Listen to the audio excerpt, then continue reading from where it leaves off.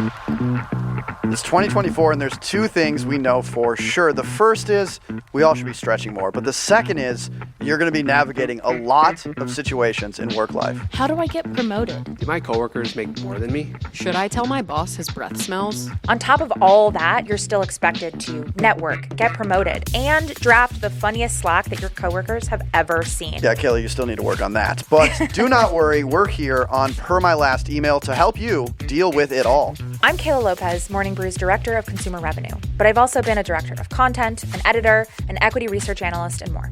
And I'm Kyle Hagee, Morning Brew's Chief of Staff to our COO, and I've worked across nonprofits, government, and startups, and Kayla and I have been coworkers for the past 3 years. And friends for 2. Wait, what? And we've got the hot takes and tactics on how you can navigate tricky work situations. And clearly we don't always agree. Oh, that's Weird so flex. funny. I think that's the stupidest thing I've ever heard. Why? Hard work gatekeeping. Yes. You said your brand is respectable cringe. I'm going to regret saying that. Yeah, but I see it, like, but you'll walk away feeling better equipped to accelerate your career. So join us each week on Per My Last Email on Spotify, Apple, YouTube, or wherever you get your podcasts.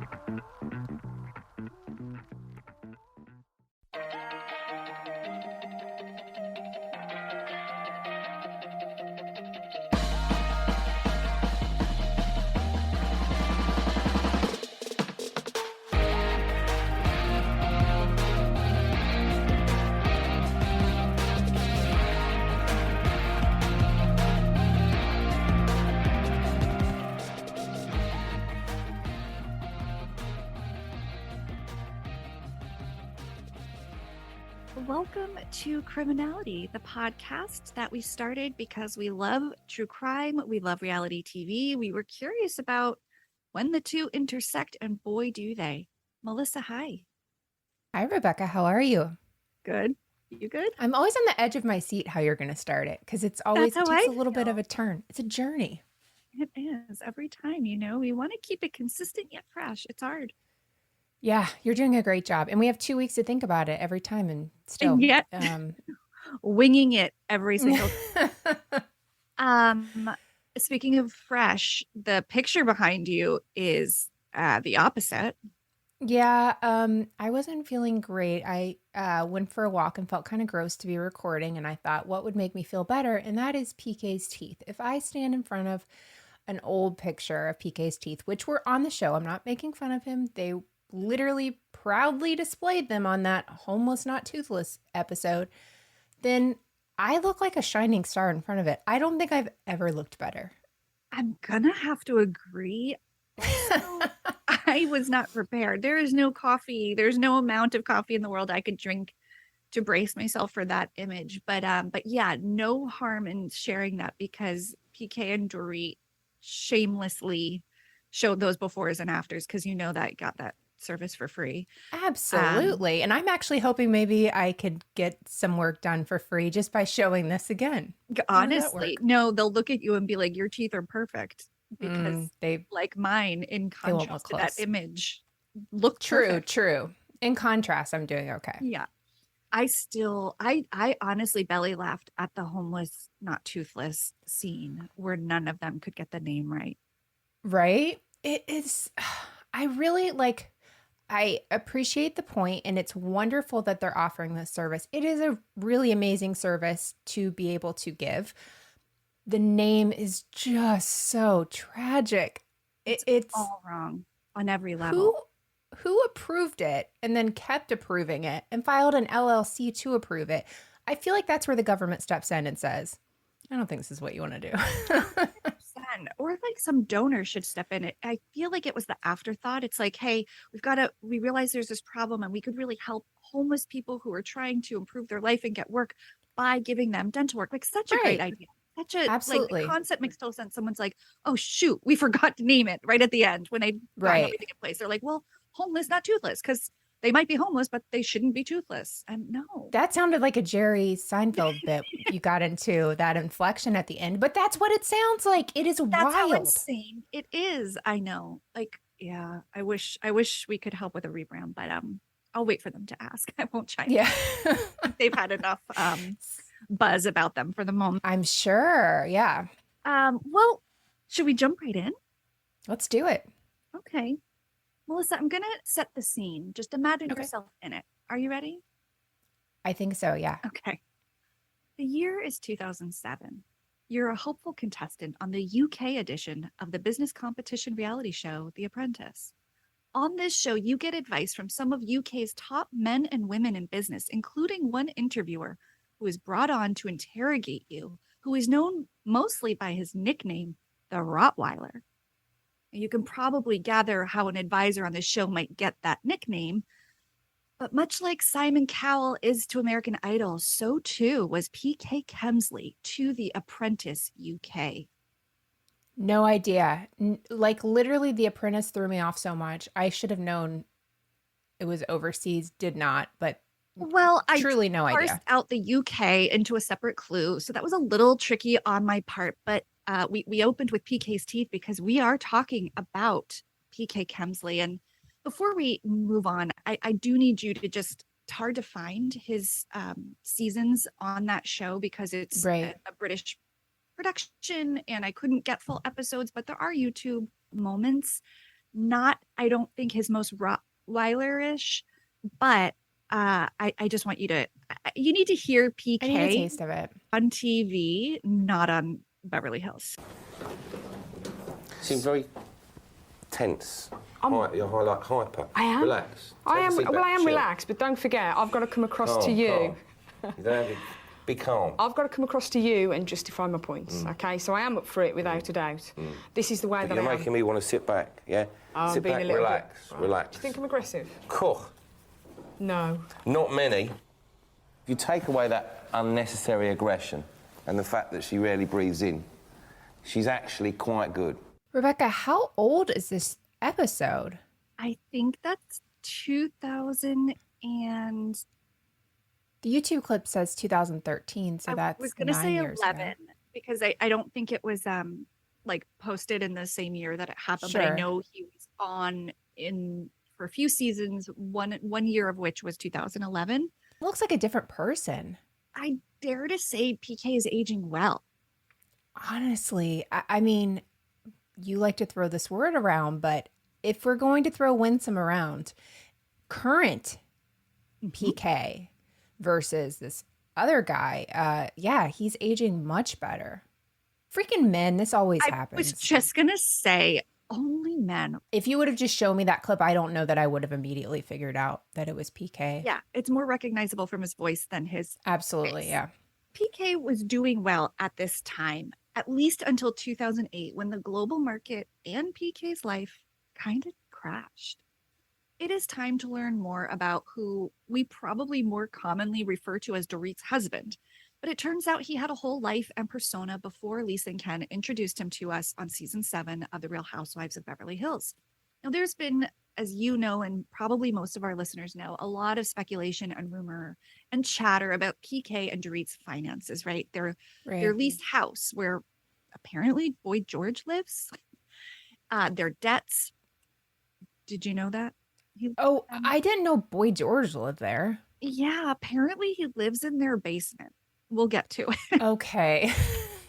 It's been debated that perhaps the Kemsleys aren't as wealthy as they appear to be, and that they work really hard to appear richer than they are. And Sure. look, they wouldn't be the first couple on a Real Housewives franchise to do this. They certainly won't be the last. But because Dorit and PK came onto the show by way of Ken and Lisa, I kind of assumed they ran in their circles. So maybe they Sure. are legitimately wealthy. They seem like they would be to run in that circle. But if you recall my previous episode about Yolanda Hadid, Mohammed, her ex, who was a huge real estate developer, broke as a joke. So you never know. Right. So all of this made me want to find out what was behind PK's original business ventures, failures, lawsuits, and debts. Also, admittedly, you brought it up, the Winsome factor. I admit, and I think I admitted on the show, that I was starting to, in the spirit of this being a British themed episode, fancy Sure. PK. I think he's getting a good edit this season.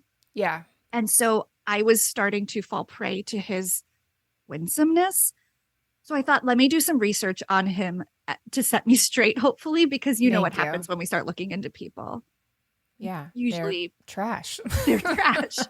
So I'm going to continue. And then, Melissa, you and our listeners can be the judge of the burning question. Is PK Winsome? Okay. No. Oh. All right. So in profiles that I read about PK, and there are several, he often attributes a lot of his business success to a guy named Mike Ashley. Mike Ashley is now known as a British billionaire retail entrepreneur who started a chain of sporting goods stores in the UK and went on to own the soccer team, football. I'm going to use football and soccer interchangeably, but we are talking about European football, American soccer this whole episode, and that is the other clue. He owned Newcastle United Football Club, who are part of the Premier League in England. Mike Ashley has many other business accolades, but when PK met Mike, PK was just 15 years old, and he worked with him at a menswear shop selling suits, which tracks, doesn't it? Like, Totally. that's where his first, retail and sales training were. Yep. Mike was in his mid-20s, and the two became friends, and I interpret what I read as Mike was a bit of a mentor, big brother type to PK.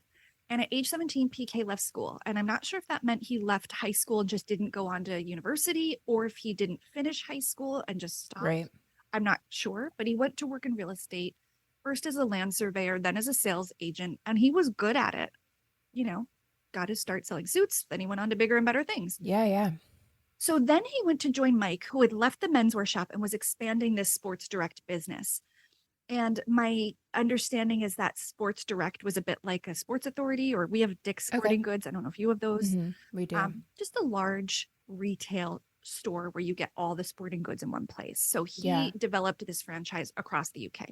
So they joined forces with a few other investors, and they started a full real estate development investment company called RHOBH Ventures. And for a while, the group does really well.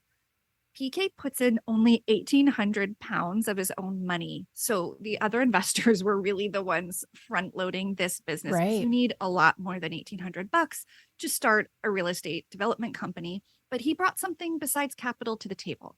His business approach was aggressive and high risk. I don't know what the opposite of risk adverse is, so I wrote high risk, but I meant he wasn't afraid of risks. He made big, bold moves. He had confidence. And people like to be around people like that in business. Yeah. One of PK's earliest and most successful transactions was purchasing an entire city block of office buildings in central London for $40 million in May 2006. So this is like 10 years into the business, but still he's a young guy at this point. He sold that city block of buildings. He bought it for 40 million pounds, sold it for 72 million pounds in 5 months. So they're successful, and he's very much a business tycoon in London that people know about and talk about.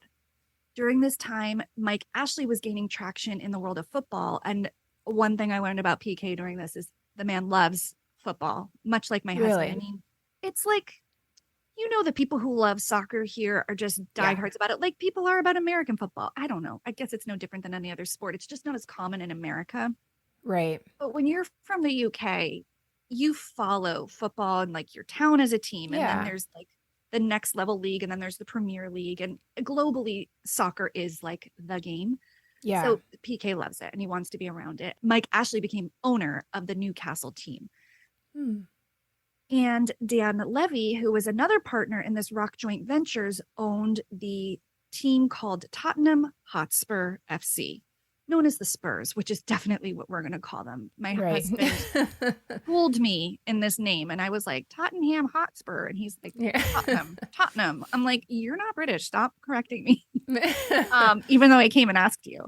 Don't mansplain to me, even when I ask you a question. You're right. So PK got a seat at the table, and he served as vice chairman of one of England's premier football clubs, the Spurs. So in terms of business, PK's star was rising. He served in this role from 2001 to 2006. By 2007, RHOBH Venture is known often as RHOBH. So when I say RHOBH, I mean their real estate group was valued at 750 million pounds. Also worth mentioning that in 2007, PK got married, not to Dorit. He married a fellow Brit named Loretta Gold, and the couple had 3 children. I racked my brain, and I did not go back and watch every season. Do you remember him ever talking about kids, or Dorit talking about? I did know he had kids, but I was under the impression they were like 40. Like I thought they were much older. Like 2007 is not, those are babies. They're right now young adults. And there's very little published about them publicly, but his Instagram is full of pictures of them. Beautiful young adults named Atlanta, Daniel, and Tatum, 2 girls and a boy. So yeah, he has 3 other kids in the UK. That's wild. I mean, obvious. Oh, and they're in the UK? Man, that's when tough. he moved here after the divorce, I don't know how that worked in terms of like the co-parenting arrangement. I definitely think his ex-wife was the more primary, but it seems that they have a very good relationship now. Well, I mean, that's great then. That's they made it work. All you can ask for, yeah. Yeah, and there's not a lot written about it, so I won't speculate other than that I thought their names were cool. Yeah. So I mentioned that 2008 financial crash. Everybody was impacted by that, whether you worked in real estate, the mortgage business, just homeowners and just people. We all felt that, but it had a very direct impact on PK's business, but not in the way that everyone experienced, because PK's portfolio of assets, professional and personal, were so leveraged. He owed way more than he could pay back. And he was very much someone who bet on himself. He always had like that confidence, that bravado, that optimism informed all his choices. But literally he bet on himself, which is actually what ended up getting into trouble. Truly, that is like not something I've ever been worried about. I will bet on a snake in the grass before I will ever bet on me. I guess could use like a dose of that confidence when negotiating or asking for money. Like I practically apologize when I bill my clients for the money that they owe me for work I did. Right? That's what I was going to say. My first thing to say is I'm sorry, and then whatever. And my daughter does it, and I'm like, you have to stop. Do not do this. Break that generational curse, I swear. And when I send an invoice, no rush. Like, no, you owe me the money. I've done 30 days of work. Please pay me this week, preferably. Right. So crazy. Yeah. Yeah. Not PK's. I mean, yeah. Well, good for him, I guess. Well, is it? Because doesn't sound here's so what good. happened. In addition to real estate, PK was very interested in something called spread betting, which sounds I don't even like kinky. the word. I know, and like dirty and wrong, but it isn't. I promise. So, do you want to know the actual definition of spread betting? Because I didn't know what it was, unless you. Yes, please. Okay. Clearly, I have no clue. Here's a disclaimer. I didn't go to business school. I don't have an MBA. The rest of this episode, it was very hard for me. And I can read well, but I didn't understand a lot. So anyone with actual business background, I'm really sorry for the rest of the episode. But here's what I read about spread betting. It's any various type of wagering on the outcome of an event where the payoff is based on accuracy of the wager rather than a simple win or loss outcome. So my understanding is like, you don't just win or lose, you put some mathematical probability out of what else could happen by how much someone might win or lose. And you can do it in multiple options. And it created this whole middle market of ways to make money, I guess, to wager and possibly make money. And it's legal. And it was like new technology. It started in the late 80s, but I guess in like the 90s and early 2000s, tech companies got behind it to find ways of making people be able to spread bet, often on sports games. And PK was an early investor in those companies, and he was really big into it. I wish I could say more about it. I just don't understand it beyond what I just told you.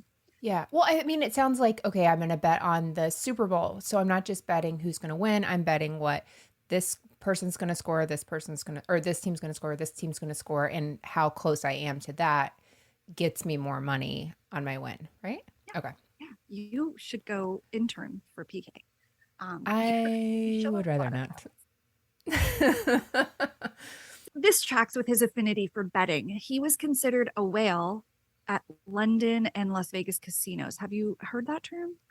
I have, but I couldn't tell you what it means. It's the name assigned to people who regularly wager thousands or millions of dollars in a single night at a casino. And it's a bummer to me because I love whales. That's my favorite animal. And I don't love gambling. So now I'm just like, great. Now PK is a whale. Unfair. So this tracks because foreshadowing, we know that he gets into some gambling debts at the Bellagio. Right. So all of this tracks, right? But yeah, so he's a whale. He is like a big old London high society tycoon living his best life. I'm now going to break down the downfall as best and simply as I can. when things started falling apart in the real estate and financial market that happened directly within his company. Yeah. So after this crash, RHOBH Ventures went into administration. Going into administration means that the direct running of the business temporarily transferred to an administrator appointed by a court. They're legally required to be an insolvency practitioner, and the process is instigated by the courts, your creditors, or limited company directors. But what I learned is there's two kinds of administration. You can voluntarily go into that and be like, yikes, we're going under. Let's hand this over to like the powers that be to help us get out, and you can rescue your business. It's like a good faith gesture. Yeah. Or it can be appointed to you, which is like, there's some not good stuff going on here. You have to go into, they say insolvency. I think it's pretty much like a bankruptcy process. Okay. And we're taking over. So at this time, former business partners of PK sued him during this process, saying that he was involved in self-dealing, that's in quotes, transaction around a $35 million personal loan. Again, a new term to me, self-dealing. When a person in charge of the money acts in their own best interest in a transaction rather than in the interest of their client. Ooh. I know. So he used investor client money and took out a huge loan from Barclays Bank. Of course, this represents a conflict of interest, and it's an illegal act that can lead to litigation, penalties, termination of employment for those who commit it. But at this time, he leaves his role as vice chairman of the Spurs. He says it's because he wants to focus on real estate in the United States, but rumors are swirling that it's because he had a falling out with these partners because of the lawsuit, and that the writing was on the wall that his empire was about to collapse, and it would not be good for the team if he was their vice chairman. He also left The Apprentice because at this time he was, as we know, the Rottweiler. He was brought on multiple episodes to be the advisor to these young hopefuls, but he left that preemptively, didn't wait to get fired, and he was honest in this, I will say. He said he left because, and I quote, "Who are you to interview anyone? You've just gone bust." So that was True. Right, exactly. So, I mean, that bit of self-awareness and honesty, I think, it's a check on the Winsome column for me. PK then says, "I'm done with RHOBH joint ventures. Everything's falling apart." That part, I think, is a little less preemptive and more like he was running from it. He had lawsuits against him, debts in the millions. So he moves to the US to pursue new opportunities, and he also files for bankruptcy in the UK, but moves to the US while that process is happening. So when he declares bankruptcy in England, his debts are around $34 million. After this year-long process, the courts in the UK wipe his slate clean, and he's absolved. I think it's more complicated than that, but honestly, we don't have enough time to talk about that bankruptcy. It was messy.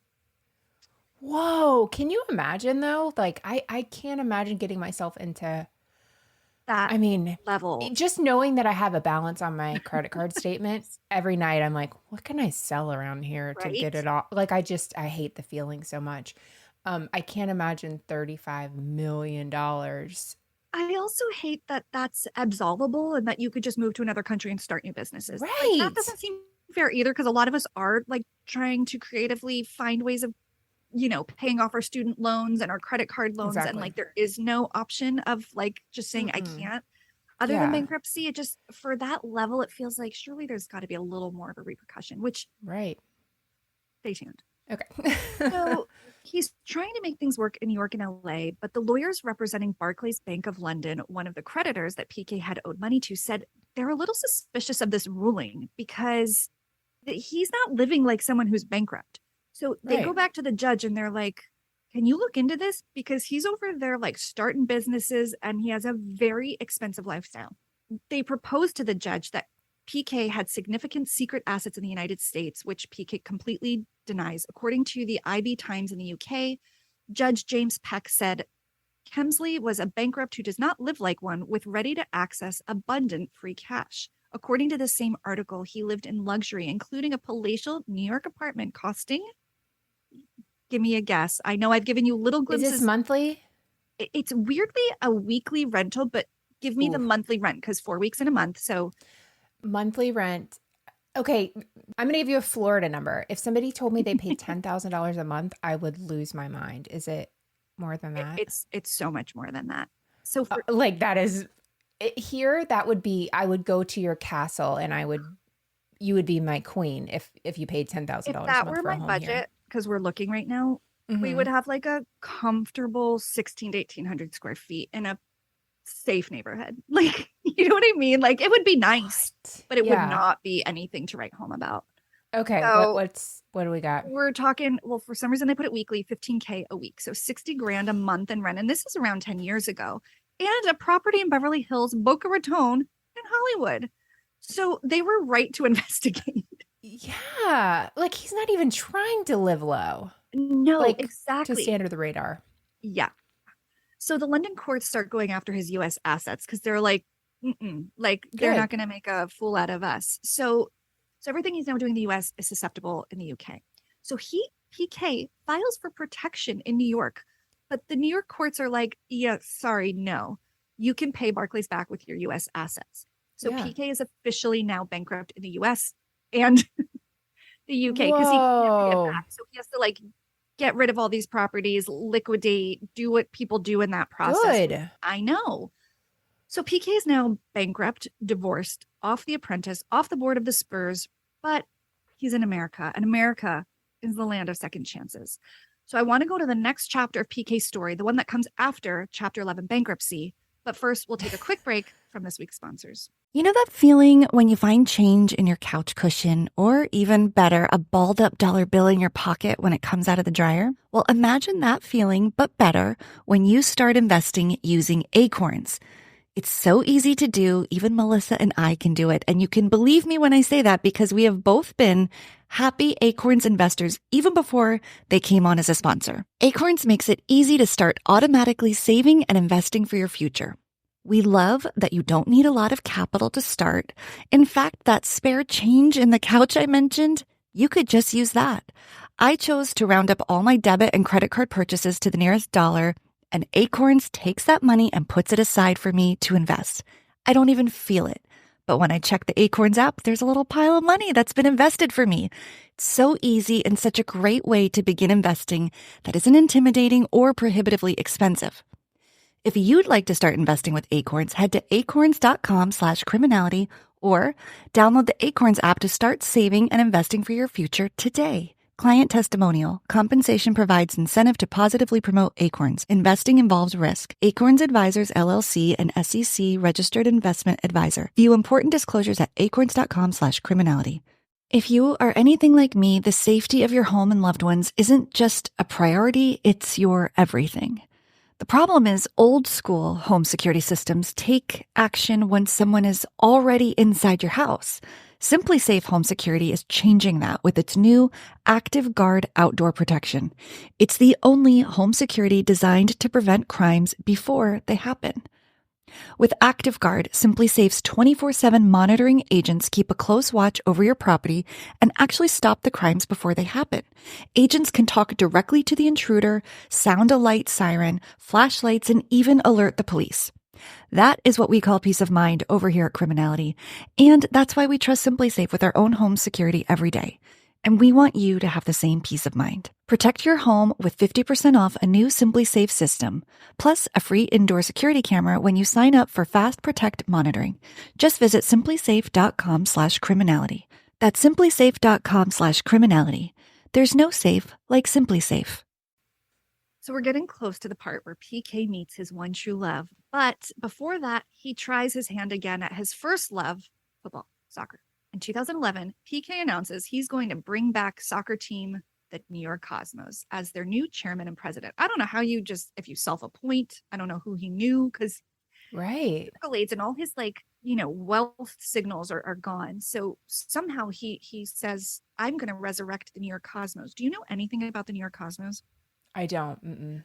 I didn't either. I do know we have like a New York Cosmos keychain floating around the house that I've had for years. And it all makes sense now, actually, why I have this random keychain. So the New York Cosmos were actually like a legendary, storied New York City soccer team from the late 1970s. Brazilian soccer legend Pele, who you probably have heard of, maybe, was on the team. So he just was like an icon, and the team just was magic. And people described it as a mix between sport and art. So I think they were like the cool kids of soccer in America. Was it like the Harlem Globetrotters, but soccer? Melissa, did you read my notes? No. Okay. You and PK need to team up. Hold that thought. So the team, I'm serious. So the team was famous, had a reputation for being cool. Team members went to Studio 54. They partied with Andy Warhol. But Americans' interest in soccer didn't hold the way it did in Europe. It didn't go back as far and it didn't last as long. It just kind of fizzled. So did the New York Cosmos. So when this weird guy from the UK announces he's going to revive the Cosmos in New York, everyone's like, what are you talking about? It's just the weirdest thing. All he has is this connection to Pele, more on that in a second, and a vision to rebrand the team to be a competitive team in the MLS, which is Major League Soccer. So that's like the pinnacle of American soccer. So to take them from, nowhere, like non-existent to that, it's again showing his just optimism, confidence, bravado. Right. And he decides if that doesn't work, he'll make the Cosmos something akin to the soccer version of the Harlem Globetrotters, who are not an actual seriously competitive team, but they're a money-making marketing product who also do charity shows, but they're successful because of branding and buzz and like the entertainment value. Right. So you're absolutely right. He was like, they'll either be amazing or they'll just be a spectacle and like people will pay a lot to see them. So The Guardian does an article and asks him, like, how are you going to do this? And the quote here is, Kemsley declined the opportunity to discuss his plans for the Cosmos and how and by whom those plans would be financed. But the bill could run into the hundreds of millions of dollars if the Cosmos are ever to grace the professional soccer stage again. Kemsley may be lacking some of the essential football ingredients, but he is not short on confidence. Quote, it's going to be huge. Cosmos are back, he told guests at a party to pay homage to the soccer team. So here's another little clip of PK talking about the Cosmos in an interview in Vancouver. They're at a soccer game and the commentator says, hey, you're the guy bringing the Cosmos back. Tell me all about it. No, we're very busy. We've been, as you probably know, actually, last 2 weeks I've had Eric Cantona in New York with me, training our PDL side, and I've been in Asia with Pele. So we've been busy. We're growing the brand, and we're talking at length with the MLS, and we're working on our stadium solutions. So it's a busy time for us. We certainly remember the Cosmos in Vancouver. Sure. Had some tremendous games there. Always a huge excitement, sellout crowds.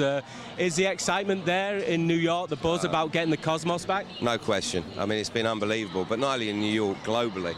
I mean, we've been on a tour in Asia.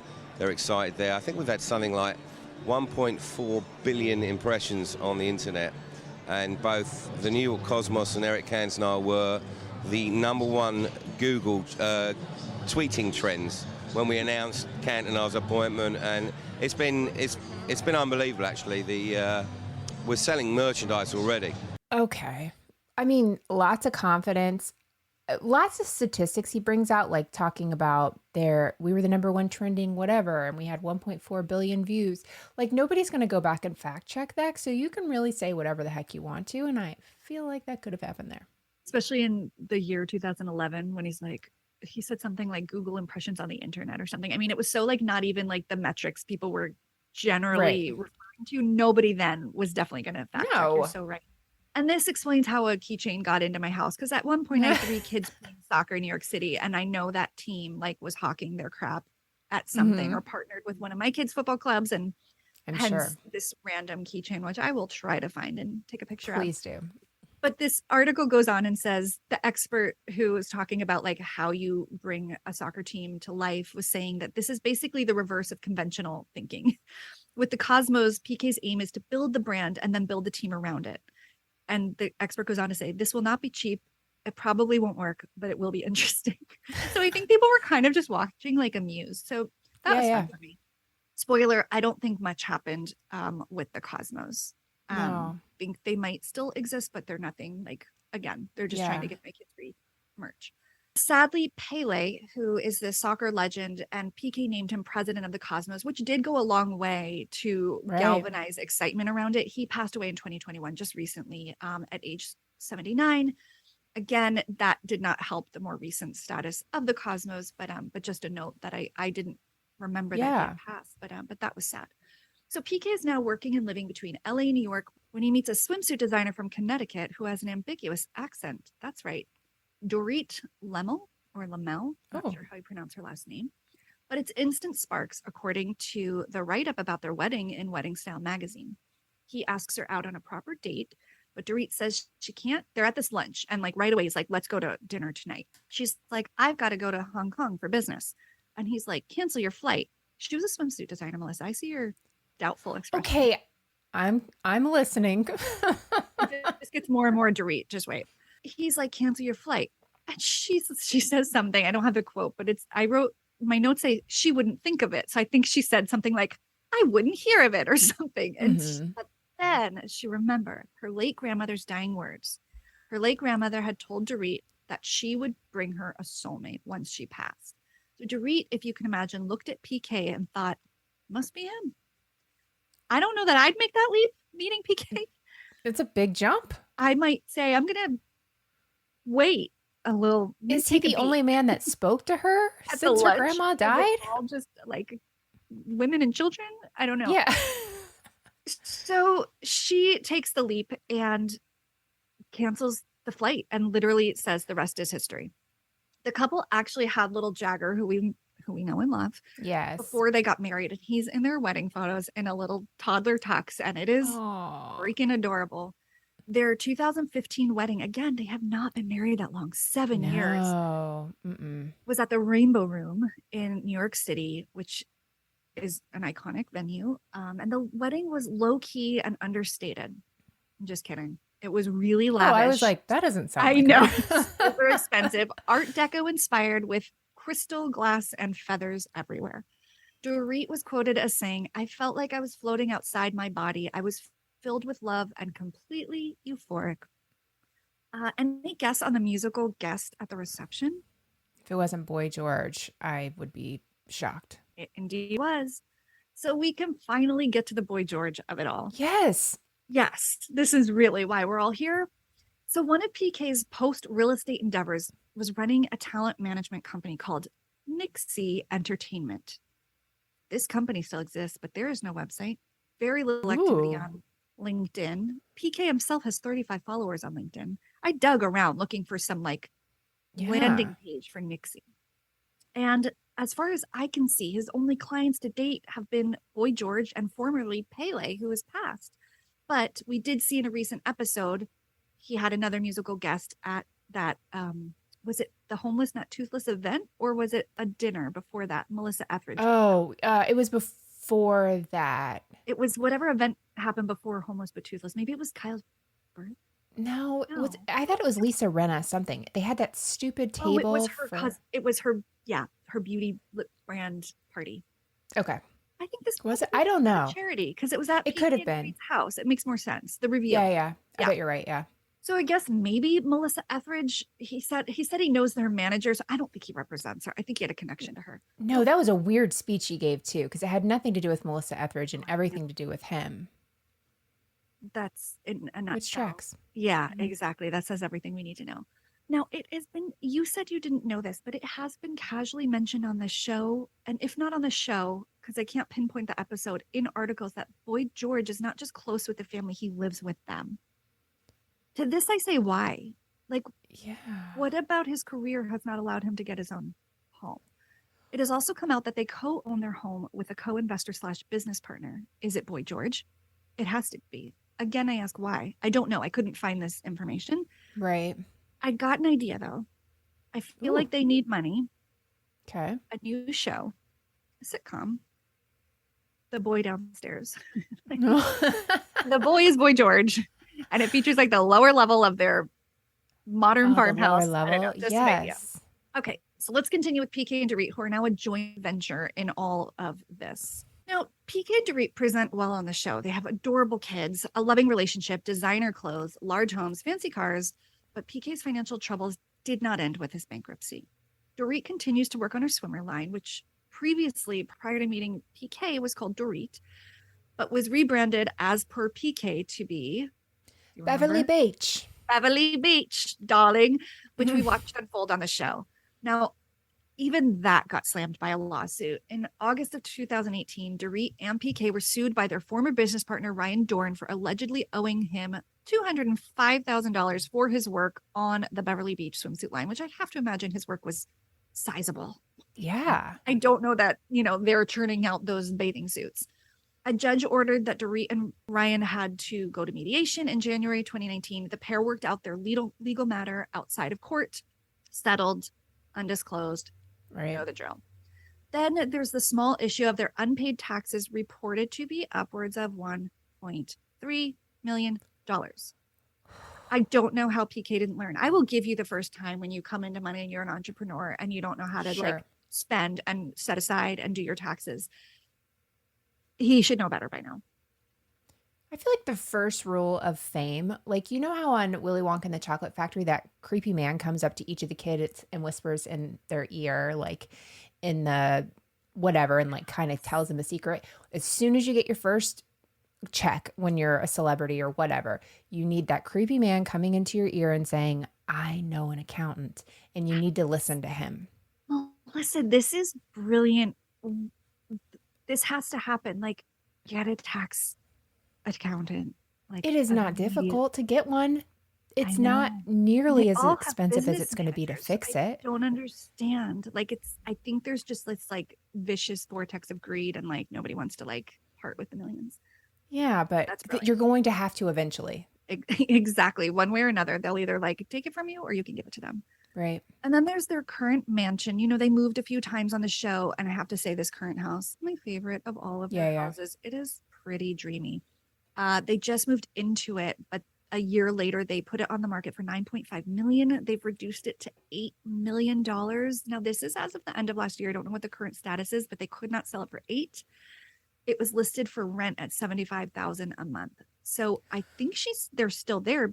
Although no, what we're watching now is last year. So I don't know right now if they've sold it or rented it, if they're there, or George is there. No idea. And this is the same house that was broken into. Yes. So their next trouble comes from a lawsuit from Boy George's business manager, whom you'd think they'd be on good terms with. Right. But no, Nikos, who has a last name, alleges that he loaned PK. Also, come on. Stop. $1.2 million, but that PK only paid him back $250,000. So apparently the two have worked this out, but not before he had to hit him with a lawsuit and make it public. Yeah. So PK resolved it, and he resolved his gambling debts, as we know, in London, but that didn't stop him from racking up debt at the Bellagio in Vegas, which PK tried to get out of by saying he was bankrupt. Bellagio was like, no, we're suing you for $3.6 million because that is the casino marker amount we gave you in good faith that you didn't. So he was given like a I don't even know how gambling works, but I know that I don't either. Chip. It was worth $3.6 million marker. So he gambled with that, lost it, and they want their money back. So he did make an initial payment of $875,000 on the debt, but then because of his bankruptcy, he was unable to get more money. Bellagio says, we didn't know about your bankruptcy. We still want our money. So in 2015, he worked out a deal to pay the Bellagio back, but allegedly he stopped paying the debt a few years later. This is all according to New York Post.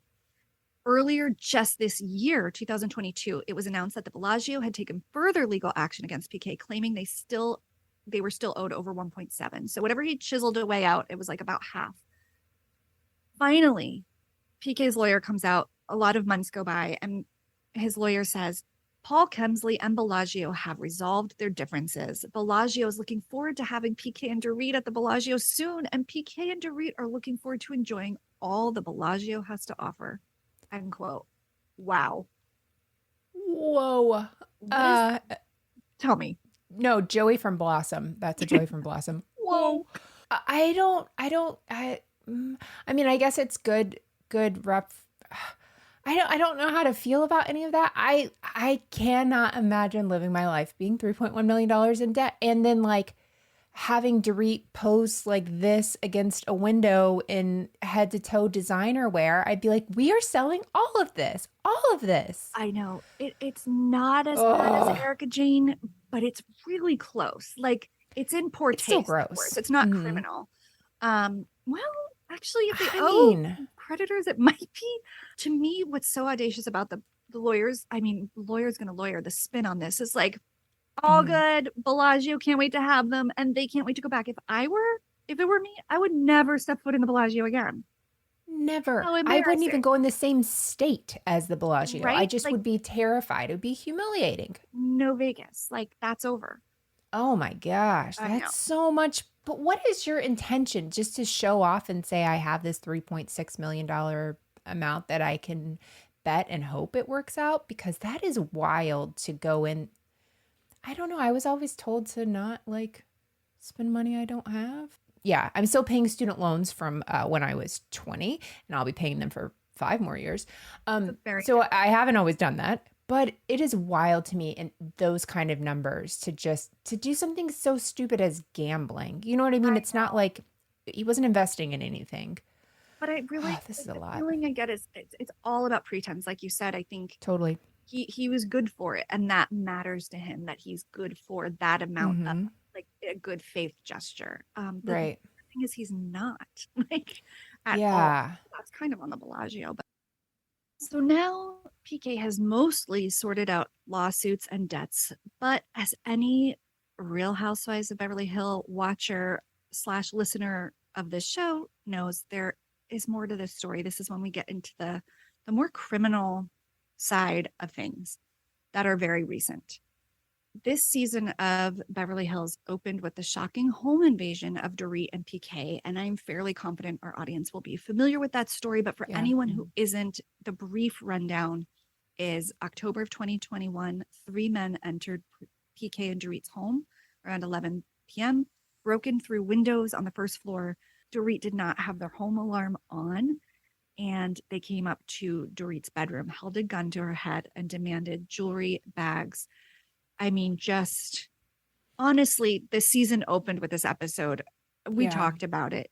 It was like edge of your seat dramatic. Right. And it was real. It was crazy that it was playing out on the show. Yeah. Now, normally the kids would have slept in her bed because when PK goes away on business, the kids sleep with her. So PK was out of town. They were home. I think the intruders probably assumed they were out of town, but Dorit had come home before PK. And normally the kids would sleep with her because he was out of town. But for whatever reason, they didn't, thankfully, and didn't go to the kids' room. So she pleads for her life, shows them where her stuff is, and they left with $100,000 worth of items, bags, jewelry, etc., wrapped in her duvet cover. She begs them to spare her life. They take her phone from her, but they say they will leave it at the front gate and to wait a while for them to leave. And they do. There's footage outside of her home of them placing her cell phone and then leaving. The suspects remain at large, and currently there are no arrests, and the LAPD has a video of the men entering her home on their website, like the full length. It's like 5 minutes long. It's terrifying, but you could never identify them from this. Like, they are so well masked and hoodied and gloved. And this, I think, is when I started being charmed by PK, because he comes home from London and he is the hero. He is so comforting. He is so sweet. He is so shaken up. I mean, the real emotion, I love when genuine emotion and real feelings come out on these shows, even if it's like through tragedy. I love real and I love authenticity. And this just showed a different side of them. They were incredibly vulnerable, and it was an incredibly scary thing that happened. But every hero needs a fall. And just when PK was starting to appear winsome to us, just a handful of episodes later, we find out that PK got a DUI. So PK was arrested and cited on November 23rd of the same year on suspicion of a DUI while out at dinner with business colleagues. And if you are wondering who those business colleagues are, I would just watch the show. And Melissa, you can go ahead and run that clip because he will tell you. There's the official story from PK's lawyer that says, while out with a business colleague, PK consumed a glass of wine with dinner. That was his attorney, Alan Jackson. But I much prefer PK's story that he tells on the show. Been to Vegas lately? I have. I went to Lionel's Rich's opening. When I got pulled for the DUI, I had had dinner with Lionel and John Legend that night. And the policeman says, "Where have you been?" I said, "Out for dinner." "Who with?" I said John Legend and Lionel Richie. He must have thought you were an asshole. You know what I mean? You were an asshole. So that wasn't a great start, and then the whole thing went from bad to worse. So the real lesson is, when you think you're okay, you may not be. Yeah. Huh. How did John Legend and Lionel Richie get drug into that is what I want to know.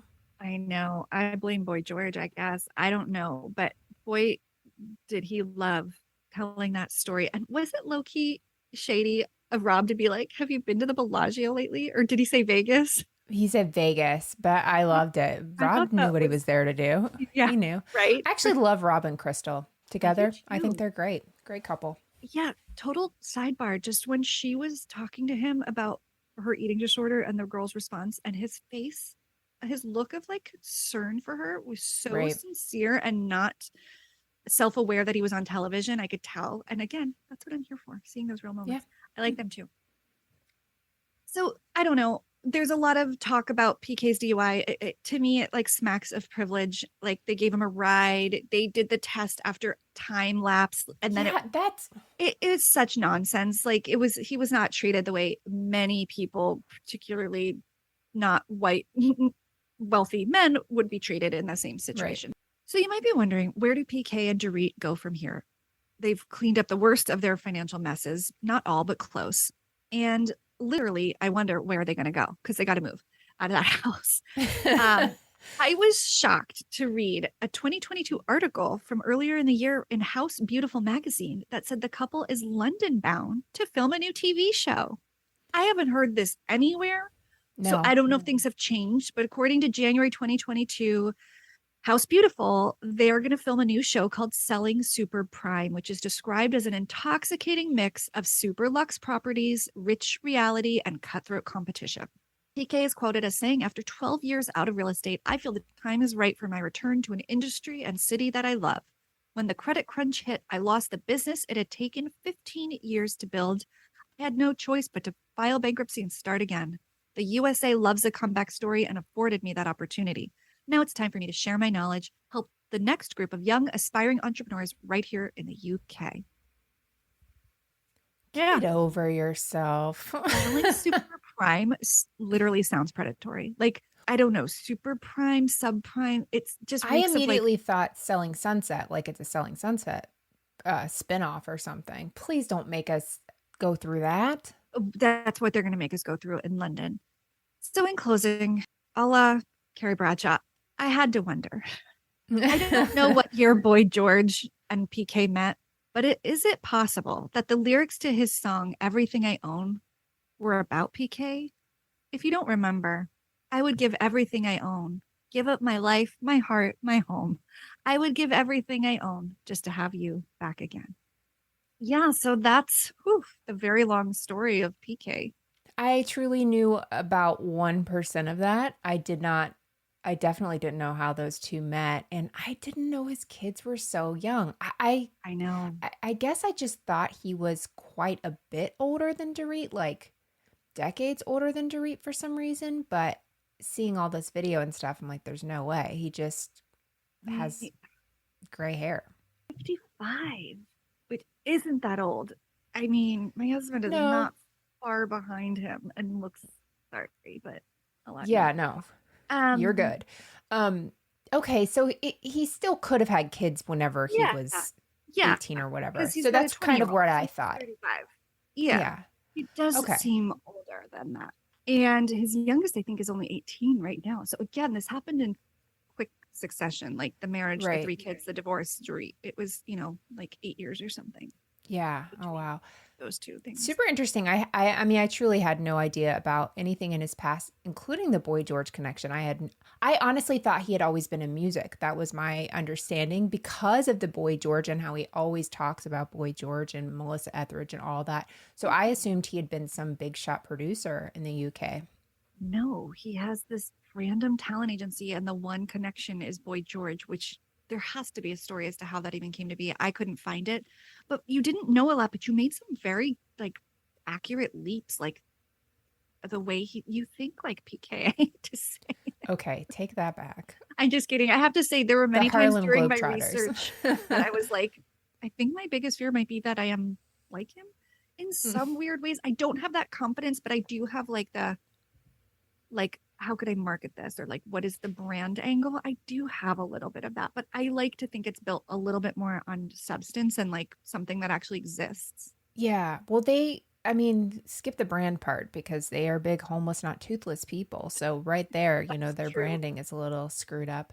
No, I think you've got the entrepreneurial, however you say that word with an eel at the end, spirit about you. And that's similar, but you're not him. And are we voting on whether or not he's winsome? We have to, but wait, before we do, there was nowhere I could insert this in the story, but I mean, is there any place where we see his like marketing genius more than naming Dorit's wedding dresses with her Nectaria line? Do you remember that scene? Oh yeah. That lives on as one of my favorites. Briefly. So she's like, I'm doing wedding gowns now. And she comes out modeling each one, looking smoking in every single one. So she's in like a head to toe white tight dress with pearls, like 15,000 pearls on. He's like, I know. We'll call it the pearl. And then for each one, and he's like, the moment, the actress. And Dorit's like, oh, so brilliant. So chic. Wish I could have talked more about Dorit, but this was very much about PK. Oh, okay. yeah. So, just to set the scene, we are answering the question, is PK winsome? Listeners, we also want to hear from you. So please let us know on Instagram when we post about this episode. Do you find PK winsome? Okay, ready, Melissa? 3, 2, 1. Yeah. No, I knew it. I'm sorry. It's probably the accent. I think I'd love to be around him. I would love to meet him. I'd be charmed by him. I wouldn't want to go into business with him. I wouldn't trust my money with him. I think at heart, he is not a bad guy. There was nothing in this story. Usually some douchebaggery comes out. Like, sure, he made a lot of crappy decisions, but he was never a jerk to anybody, except on The Apprentice. I guess he was. That was kind of his brand, but I didn't see that footage. So I as far as I'm concerned, it's all lore. Listen, even when we were doing the countdown, I felt a little conflicted looking at that picture of him and Mauricio and how like silly they look. He got him a belt. Like, he needs to slow his roll with the Versace, but like, I just don't, I would not want to be around him. He's somebody I absolutely would not want to be around. I wouldn't want to meet him. I wouldn't want to hear his stories. I think I'd have to meet him. I think if I saw him having a drink at an upscale Manhattan bar, I'd have to say hi, which is weird because I wouldn't do that to everybody. But in the realm of housewife husbands, he is not the worst. No. He's really not. He's upper. He's one of the better ones, which tells you how crappy these men are. I know that's true, and you're right. You make I mean, yeah. No, I'm standing winsome by is what you called it. Standing by it, but I understand that, like, being so obsessed with outward appearances and materialism, like, that's generally not something I respond positively to. Right. And yet, therein lies the enigma and mystery of PK Hemsley, I guess. There you go. Yeah. It was his Melissa Etheridge. I think that speech is what pushed me over, where I'm like, this is nothing about Melissa Etheridge and everything about you being connected to her manager. So yeah, that's where he lost me. Almost got me. Fair enough. Well, thanks for going on that journey. Yeah, that was awesome. Thank you. Yeah, of course. So what have you been watching? Because I know you told me a couple things about it that sound like I'll like it. Okay, so one thing I've been watching right off the bat, I just want to say this one because I think people should watch it. The Manti Tayo, the catfishing, the girlfriend who didn't exist. If you haven't seen it, watch it. It's so good. I don't want to give clues and go into it, but if you remember the catfishing story, it's incredible. It's about forgiveness and all that stuff, and I loved it. Okay, that's not my real recommendation, but you should watch it. Well, it is my recommendation, but here's what I was watching. Ready? Yeah. HBO Max. Yeah. Contract Killer. Okay. Bill Hader. Oh, yeah. You got it. Oh, you told me this already. I did. Melissa, I've watched it. Do you want the first letter? Yes. B. Barry. You got it. Okay. Yes. It's good. Okay. It's so good. So Barry is a show about Bill Hader as his contract killer.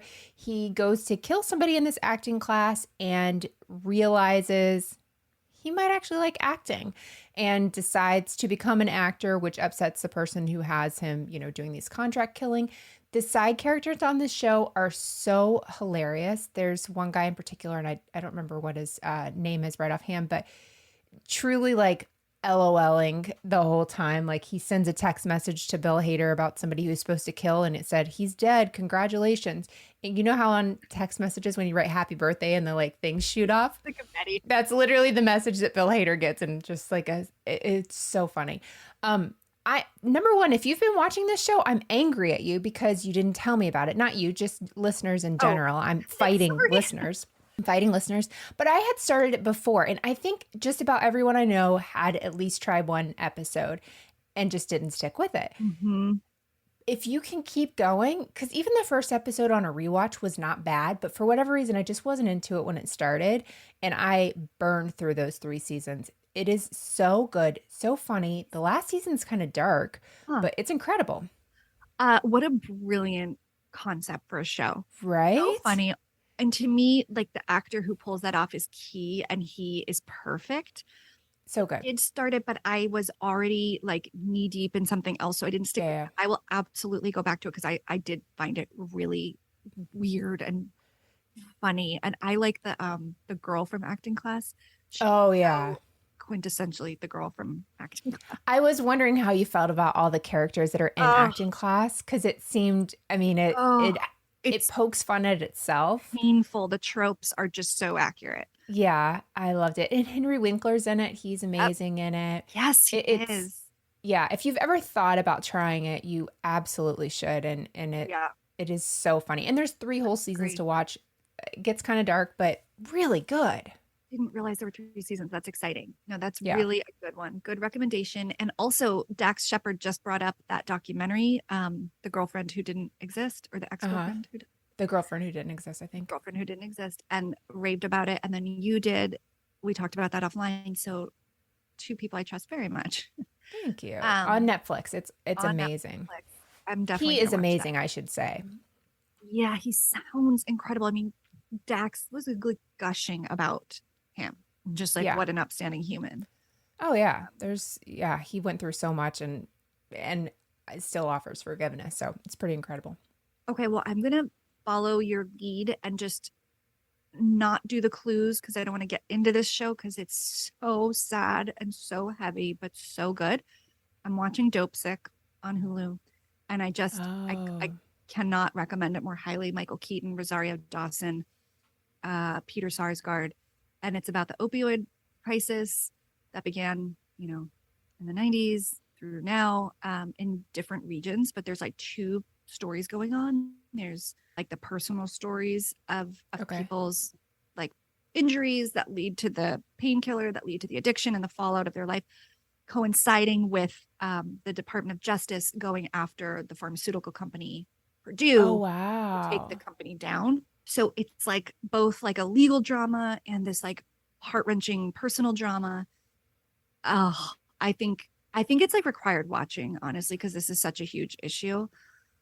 But trigger warning if it could be really tough for people who've experienced that in their life or their family. But such a good show. Dope Sick, Hulu. Okay. Did it come out a while ago or is it fairly new? Because it's a couple years old. Okay, I thought I'd heard of it before, but I didn't know. Yeah, it's not brand new. I was surprised. I'm like, I don't know why I'm just now hearing about this. Yeah. Oh, I definitely want to watch that. It's like one of those sleepers that kind of, I don't know, I missed it when it came out, I think 2 or 3 years ago. Okay. But I'm so happy because I have something a little bit more like fun. I have no idea if this is on your radar or not. It wasn't on mine at all. 3 clues. Netflix, India, love. Is that Indian Matchmaker? Of course. Okay. I don't know. So you've seen it or you've seen? I haven't. I've just seen Netflix tries to get me to watch it. Yeah. Yeah. Not something I think I would have chosen, but my mom recommended it. Thank you, Barbara. Here's a description. Drawing from decades of experiences, insights, and traditional methods, Mumbai's premier matchmaker, Seema Taparia, strives to help single people find their perfect match.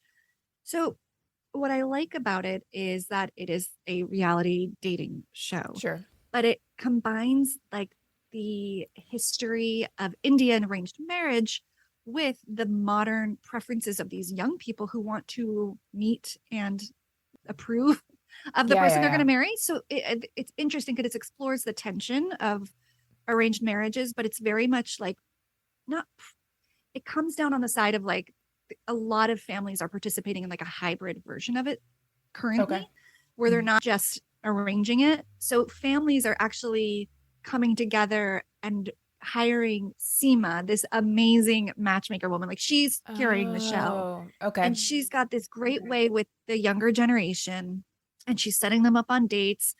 And so you follow all these different men and women, and it's not just in India, it's Indian people also living in the US, in Chicago, and New York, and New Jersey.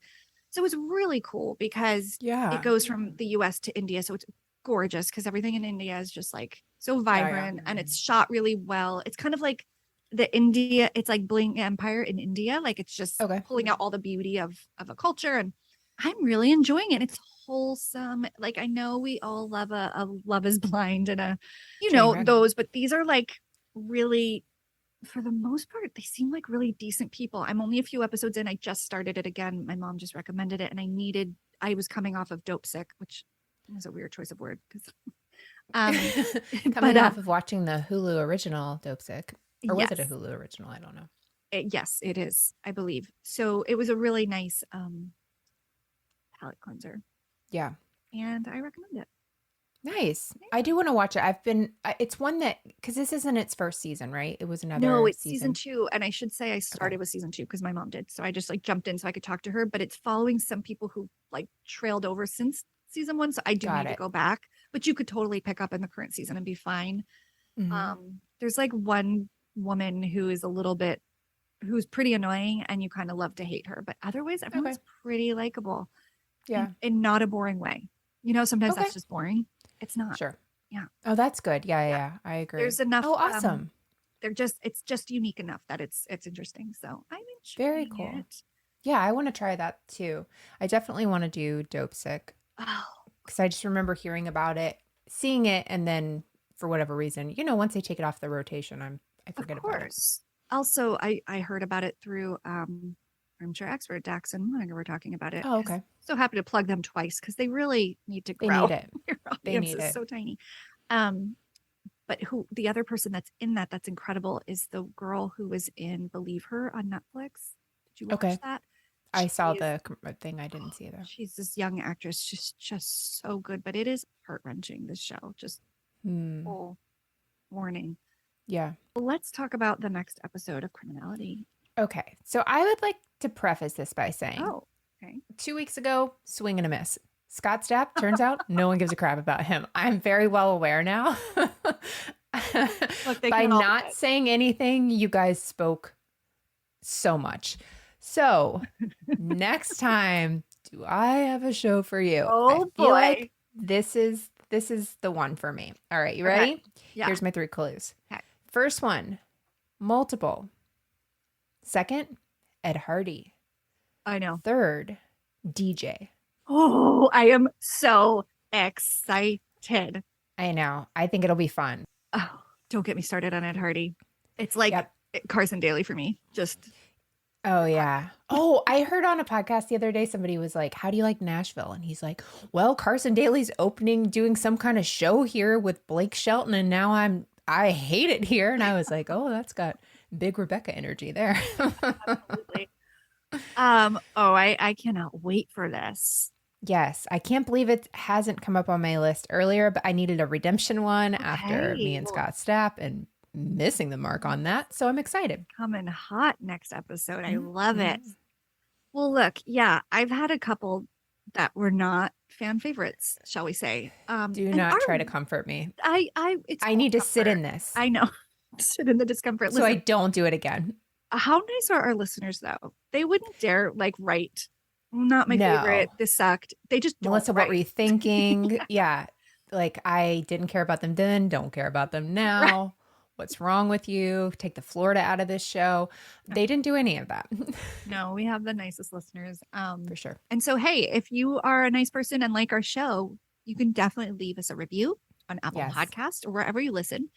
And you can follow us on TikTok. Melissa comes up with great ideas and she activates quickly because that's the name of the Yeah. game on TikTok. Yeah, it's just you got 2 seconds. I don't do a lot of editing and it's up. Yeah. And It's forever. it's a very PK approach to social media. And that's And I have the required. confidence to do it. Yes, the bravado is real. And we're also on Instagram at Criminality Show. And yeah, everything else is in the show notes. But as always, thank you for listening. And you can catch Melissa on Tuesdays on her other show, Moms and Murder. And you can catch Rebekah twice a week if you listen to this show twice a week while she's on her summer hiatus from Dialogue. Wait, twice a week? You can listen to her twice a week if you listen to the episodes twice a week. That's true. Just double listen. Skip That's the true. Scott one and then go back to other ones. That's true. And if anyone is heading to the Obsessed Fest at the end of September, I will be there hosting True Crime Trivia. So if you're into True Crime Trivia and Nice. True Crime Podcast, the Obsessed Fest is in Ohio the last weekend of September, and I'll be there. Nice. All right. Bye, everybody. Bye. Thank you for listening to Criminality. If you're enjoying the show, please head over to Apple Podcast or wherever you listen and give the show a rating and review. The reality is it would be a crime to keep your thoughts to yourself. And come join the fun outside of the podcast and follow us on social media. We are at Criminality Show on Twitter, Facebook, and Instagram. Memes are welcome. We'll see you in 2 weeks with a new episode. Until then, you can catch my co-host Melissa on her weekly show, Moms and Murder. And Rebekah Sebastian on her podcast, Dialogue, a true crime conversation. Don't forget, loving reality Isn't a crime.